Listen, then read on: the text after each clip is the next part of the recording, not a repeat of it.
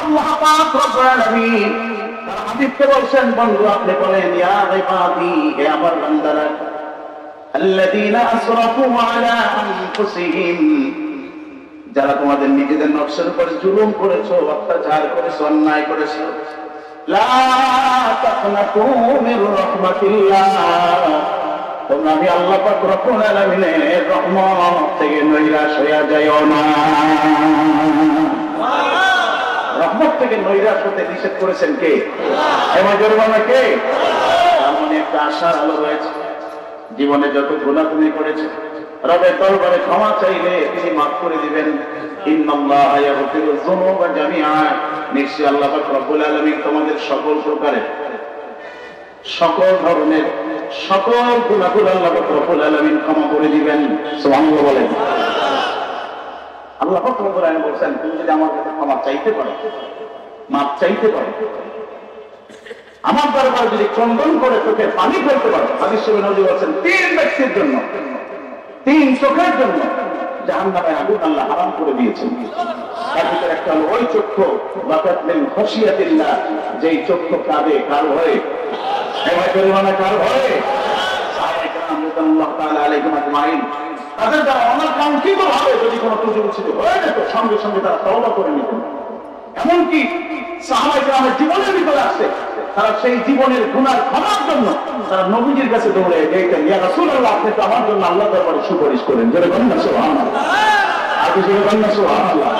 আমি তো এই গুনাহটা করেছি, আমার তার এই অন্যায়টা হয়ে গেছে, আপনি যদি আল্লাহর দরবারে একটু বলে দেন, আল্লাহ মাফ করে দিবেন। এই জন্য তারা নবীজির কাছে চলে যেতেন, ইয়া রাসূলুল্লাহ, আমি এই গুনাহ করেছি। প্রকাশ্য নবীজির কাছে বলতেন যে আমার দ্বারা এই গুনাহটা হয়ে গেছে। কথা বলেন ঠিক না? ঠিক। এটা ছিল সাহাবায়ে কেরামের আদব, এটা ছিল সাহাবায়ে কেরামের অভ্যাস, এটা ছিল সাহাবায়ে কেরামের আমল।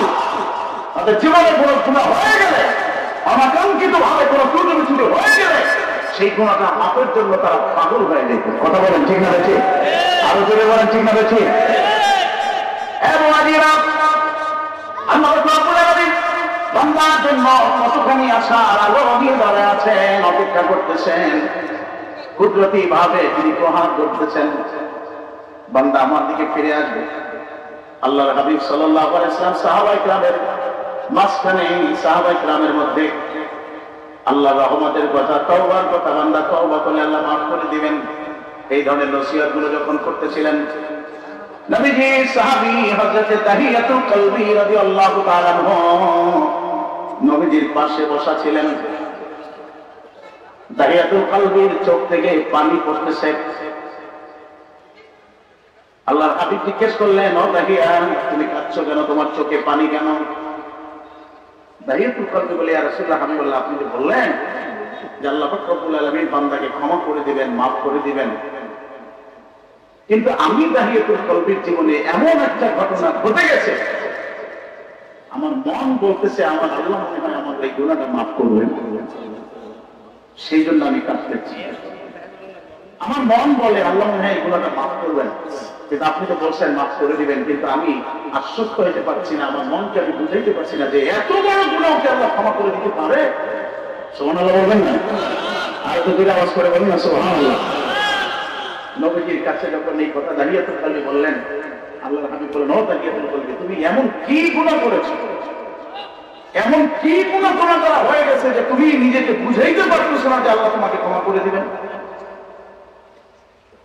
তাহিয়াতুল কলবি বলে, আমি যখন মুসলমান হয়ে নাই, আমি যখন ইসলাম ধর্ম কবুল করি নাই, ওই জাহিলি যুগের মানুষের মতো আমি তাহিয়াতুল কলবির ভিতরে সেই আচরণটা ছিল যে তারা ছোট্ট ছোট্ট মেয়ে বাচ্চাদেরকে জমিনে দাফন করে দিত। ইয়া রাসূলুল্লাহ, আমি তো ব্যবসা করতাম, আরো দেশ ছেড়ে আমাকে মাঝে মাঝে সিরিয়ায় যেতে হতো, বাহিরে যেতে হতো বিভিন্ন দেশে ব্যবসার উদ্দেশ্যে। 1 মাস 2 মাস 4 মাস 6 মাসের জন্য আমি দেশে থাকতাম না, বাহিরে চলে যেতাম। ইয়া রাসূলুল্লাহ, আমার যখন বিবাহের বয়স হলো, আমার মা বাবা আমাকে বিবাহ করায় দিল, নতুন সংসার নিয়ে আমি জীবন যাপন করতেছিলাম। অল্প কিছুদিন আমি আমার বিবির সাথে একত্রে থেকেছি।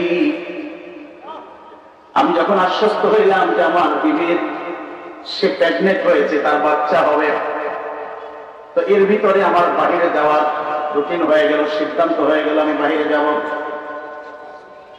বাহিরে যাওয়ার আগে আমি আমার বিবিকে বললাম, ও প্রাণের স্ত্রী,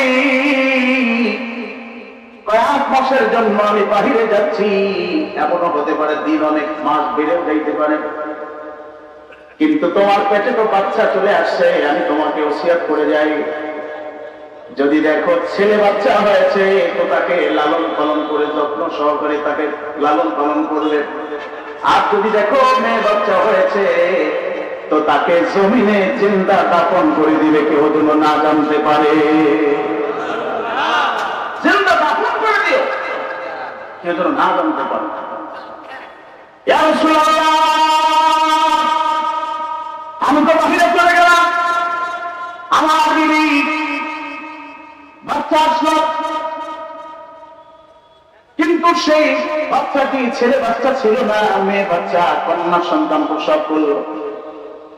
নবী গো, আমার মেয়েটা এত সুন্দরী হয়েছে, এত সুন্দরী ছিল, আমার মেয়েটার নাম রেখেছিল আমার স্ত্রী জামিলা। সুন্দর নাম রাখছিল জামিলা। দীর্ঘ প্রায় 1 বছরের অধিককাল পরে, তারও অধিককাল পরে, আমি কয়েক বছর পরে দেশে ফিরলাম। আমি যখন বাড়িতে এসেছি, আমি যখন বাড়ির গেটের ভিতরে ঢুকবো, ঠিক সেই মুহূর্তে ছোট্ট একটা বাচ্চা মেয়ে, সুন্দর জামা কাপড় পরা, পোশাক পরা, খুবই সুন্দর সুশ্রী, যেমন তার শরীরের গঠন তেমন তার মুখে কণ্ঠের আওয়াজ, আমাকে দূর থেকে দেখে আপু আপু বলে ডাক দিতেছিল। ওর ডাকটা এমন সুন্দর ছিল, কিন্তু আমি যখনই মেয়ে বাচ্চা দেখলাম তখন আমি মনে করলাম এটা জানি কে। আমি তাকে একটা নজর শুয়েও দেখলাম না, আদরও করলাম না, আমি পাশ কাটিয়ে বাড়িতে আসলাম। আমার বিবি সাহেব যখন দেখছেন যে আমার ভিতরে খুব ক্রোধ কাজ করতেছে, তখন সে বাচ্চার কথা না বলে আমাকে যত্ন সহকারে খাবার দিল, বসার স্থান দিল, আমার শরীর পরিষ্কার করে দিল, আমার সামনে খাবার উপস্থাপন করলো, আমি পেট পুরে খাইলাম। খাওয়া দাওয়ার পর্যায়ে আমি তাকে জিজ্ঞেস করলাম, যে বাচ্চাটি দেখেছিলাম আমাকে আগায় আনতে গেছিল, ওই বাচ্চাটি কার? ইয়া রাসূলুল্লাহ, আমি যখন আমার বিবির কাছে এটা জিজ্ঞেস করছিলাম, আমার বিবি খুব ভয়ে ভয়ে উত্তর দিচ্ছিল। আমাকে বলছিল, প্রাণের স্বামী রে, আপনি যখন বাহিরে ছিলেন আপনি ওসিয়ত করে গেছেন মেয়ে বাচ্চা বলে জিন্দা দাফন করে দিতে, ছেলে বাচ্চা হলে লালন পালন করতে, কিন্তু ওই বাচ্চাটি যাকে দেখতেছেন ও আপনারই বাচ্চা। ও যখন দুনিয়াতে আসছে ওর চেহারাটা এত সুন্দর ছিল, আমার কাছে খুব ভালো লাগছিল। ওর নাম দেখছিলাম জামিলা। ওই জামিলা আস্তে আস্তে আস্তে আস্তে করে বড় হয়েছে, যখন মুখের বুলি উঠেছে, আশপাশের বাচ্চাগুলো যখন তার বাবাকে খুঁজতে থাকে, তালাশ করতে থাকে, ও আপনাকেও খুঁজছে, ওদের চাইতে আরো বেশি। শুধু আমাকে বারবার জিজ্ঞেস করতো, আমার বাবা কোথায়, বাবা কোথায় আসবে। আমি ওকে কয়েকবার জিন্দা দাফনের জন্য আমি চেষ্টা করেছি, কিন্তু আমি পারি নাই আমার মনের সাথে। আমি ওকে আস্তে আস্তে লালন পালন করেছি, আর বোনকে বুঝাইছি যে কোনো করেই হোক আমার স্বামীকে বুঝানো যাবে।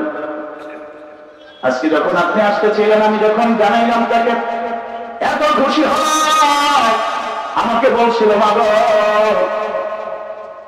আমার বাবার কোন পথে আসবে আমাকে পথটা দেখায়, আমি তাকে আগে আনতে থাকবো।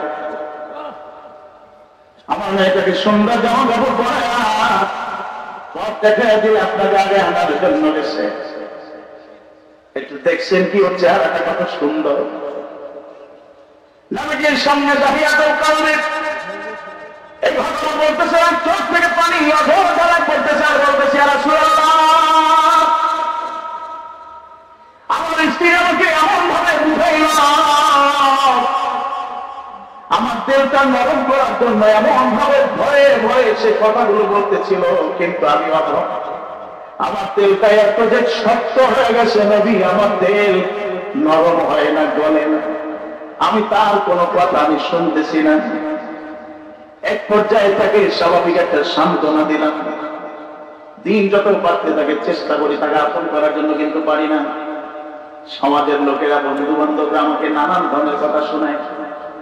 সিদ্ধান্ত নিলাম যে করি হোক একে দুনিয়া থেকে বিদায় করে দিতে হবে। একদিন ওর মায়ের কাছে বললাম যে আমার মেয়েটাকে নিয়ে আমি একটু ঘুরতে যাইতে চাই।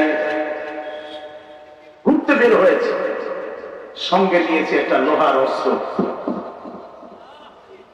যাইতে যাইতে একটা পাহাড়ের কাছে গেছি, যেখানে আমি আমার জামিলা ছাড়া আর কেউ ছিল না, শুধু আমরা দুজনেই ছিলাম। পাহাড়ের কাছে যাই একটা গোপন জায়গায় আড়ালে যাইয়া আমার বাচ্চা জামিলাকে আমি বলছিলাম তুমি এখানে খেলাধুলা করো, আর ওই পাহাড়ের মধ্যে আমি একটা কিছু তুলতে যাচ্ছি।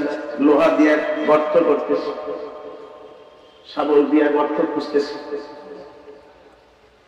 প্রচন্ড রৌদ্র, মরুভূমির বাতাস, পাহাড়ের উপরে যখন আঘাত করি বাতাসের ধুলাগুলো উড়ে যায়, কিছু ধুলা এসে আমার গায়ে লাগে, আমার দাড়িতে লাগে। আমার বাচ্চা মেয়েটা কতক্ষণ ঘোরাঘুরি করে আর দৌড়ে আমার কাছে আসে।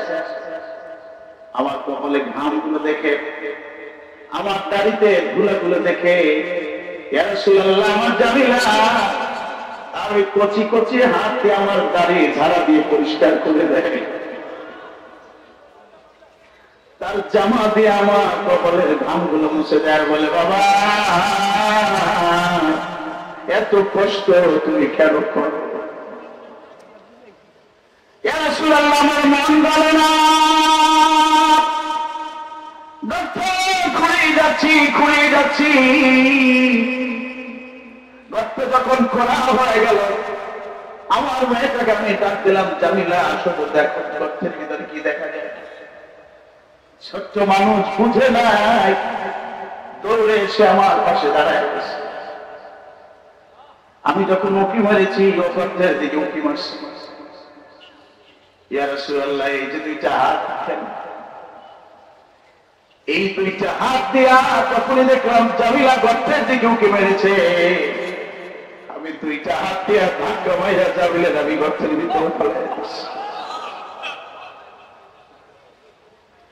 আমার জামিলা গর্তের ভিতরে পড়ে ব্যথাবে উপর দিকে তাকায় বলে বাবা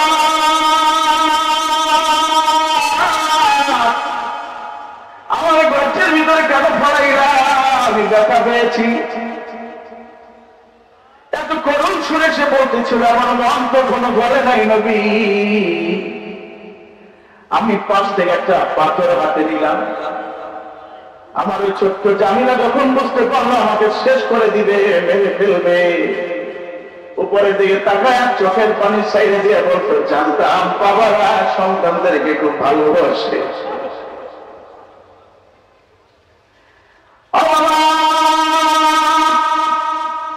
আমি জামিলাকে তোমার যদি ভালো না লাগে এই গর্ত থেকে আমার একটু উঠে দাও, আমি এমন জায়গায় চলে যাব কোনদিন তোমার সামনে বাবার পরিচয় নিয়ে হাজির হব না, তোমার সামনে কখনো আসবো না। বাবা আমার মাইরো না, আমার এই সাইডাটা আমার গর্ত থেকে একটু উঠে দাও। ইয়া রাসূলুল্লাহ আমার মন কখনো নরম হয় না। পাথর যেখানে হাতে দিছিলাম খুব বড় একটা পাথর, পাথরখানা উঠাইয়া হাতে নিয়ে আমার শরীরে যত শক্তি ছিল ওই শক্তি দিয়ে জোরে গর্তের ভিতরে আমি ছুঁড়ে মেরেছি। পাথরটা যাই ঠিক আমার জামিলার মাথার উপরে আঘাত করেছে। জামিলার মাথার উপরে পড়ে মাথাটা ফেটে উপরের দিকে উঠে আমার চেহারা এসে পড়েছে। আমার জামিলা শুনে শেষবারের মতো আব্বা বলে একটা ডাক দিয়ে নিস্তেজ হয়ে গেছে। ইয়া রাসূলুল্লাহ এরপর আমি থামি নাই, একটা একটার উপর একটা পাথর, একটার উপর একটা পাথর দিয়া গর্তের একটা পরিপূর্ণ করে দিয়া গোসল কইরা আমি বাড়িতে আইসা ক্লান্ত দেহে আমি বিশ্রাম ছিলাম। আমি যাই না বালিশের সাথে মাথা ডালে চক্ষুটা বন্ধ করছি, আর রাসূলুল্লাহ আমার কানে বাজতেছে, আমার জামিল আমারে ডাকতেছে, আব্বা আমারে মাইরো না, আমারে মাইরো না, আমি চলে যাই। ওই দিন থেকে শুরু করে অদ্যাবধি পর্যন্ত রাসূলুল্লাহ আমি ঘুমাইতে পারি না। বালিশের সাথে মাথা লাগায় চোখ বন্ধ করলি কেন যেন বুঝি আমার জামিলা আমারে ডাকতেছে, আব্বা। ইয়া রাসূলুল্লাহ বলেন তো, এত বড় গুনাহ যে করেছে, এত বড় অন্যায় যার দ্বারা হয়ে গেছে, আল্লাহ কি তারে মাফ কইরা দিবে নাকি? আল্লাহর হাবিব তার বরকতি হাত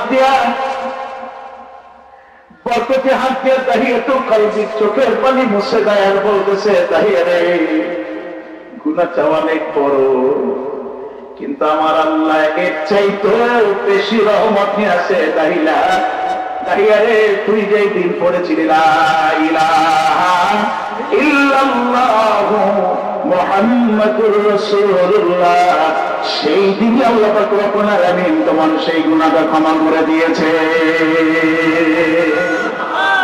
আর একটু জোরে আওয়াজ করে বলেন না সুবহানাল্লাহ।